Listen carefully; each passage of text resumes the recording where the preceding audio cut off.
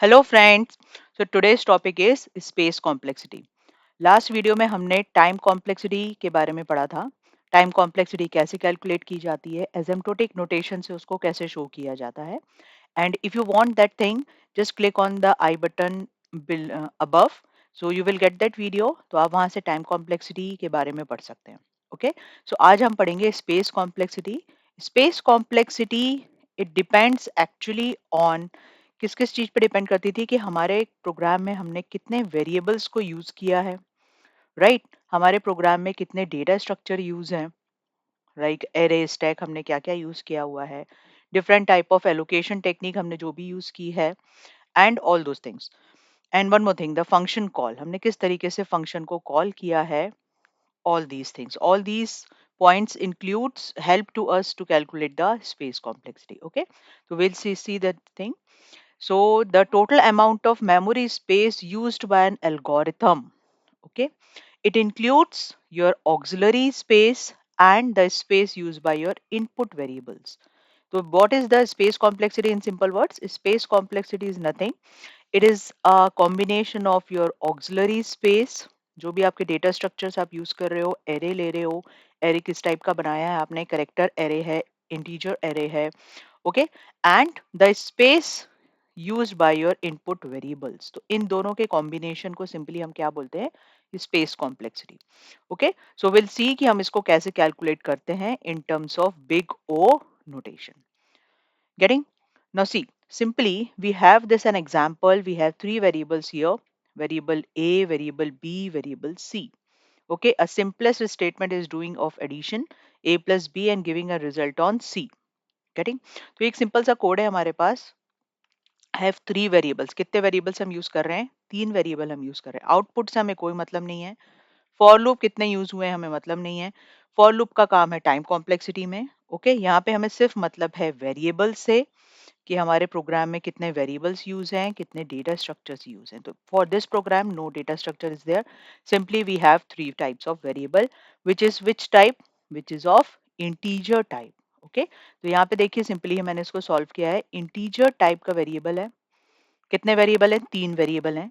तो या तो वो 2 बाइट लेगा, 4 बाइट लेगा, आपके प्रोसेसर पे डिपेंड है।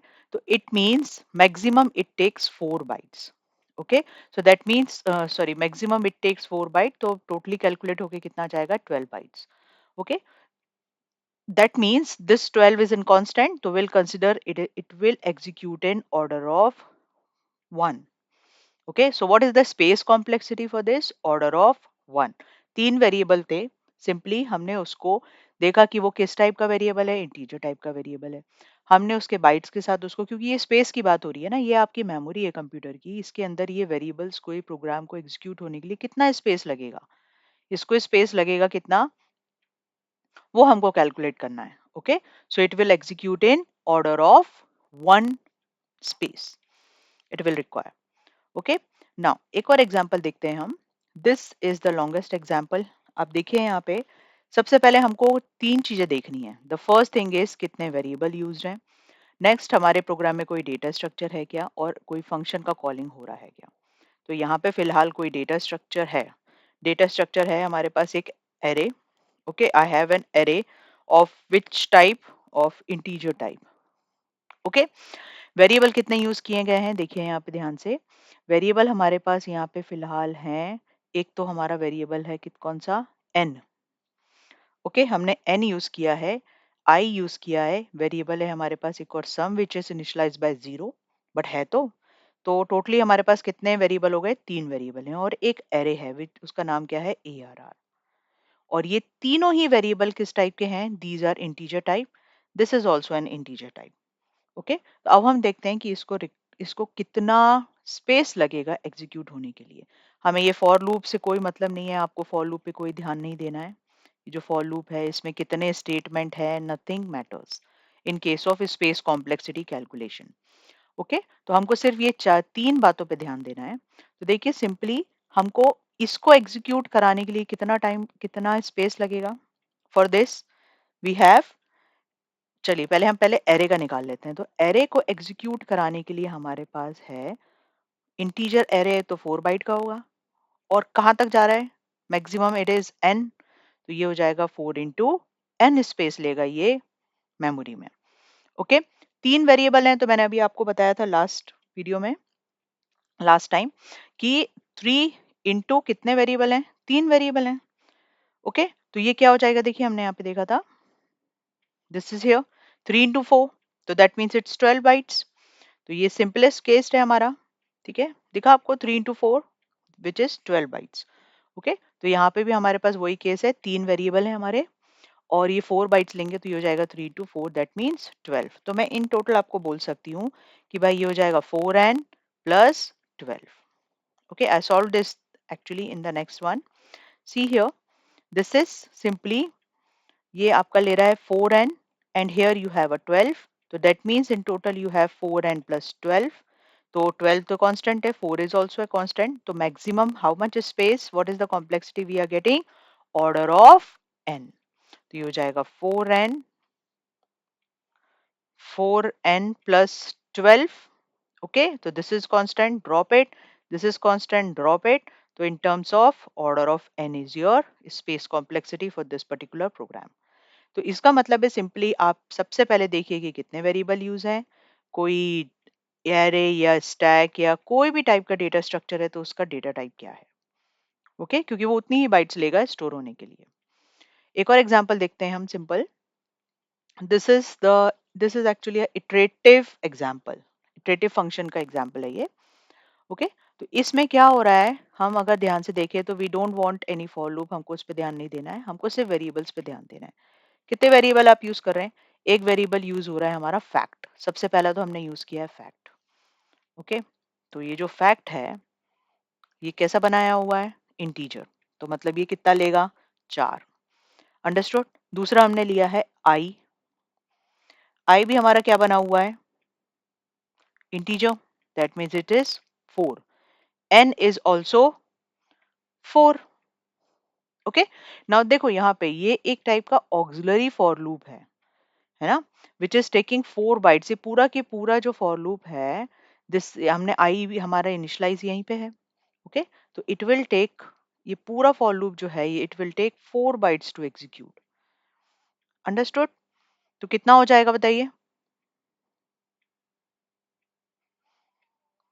How much it will be, our first variable is fact, second is I, next is n. Okay, so it will take how much? It will take a constant time. इनको आप multiply कर देंगे, तो that means constant के लिए आपके पास क्या हो जाता है, order of 1। Okay, so this particular program will execute in order of 1। Understood, आया समझ में। एक और एग्जांपल देखते हैं हम।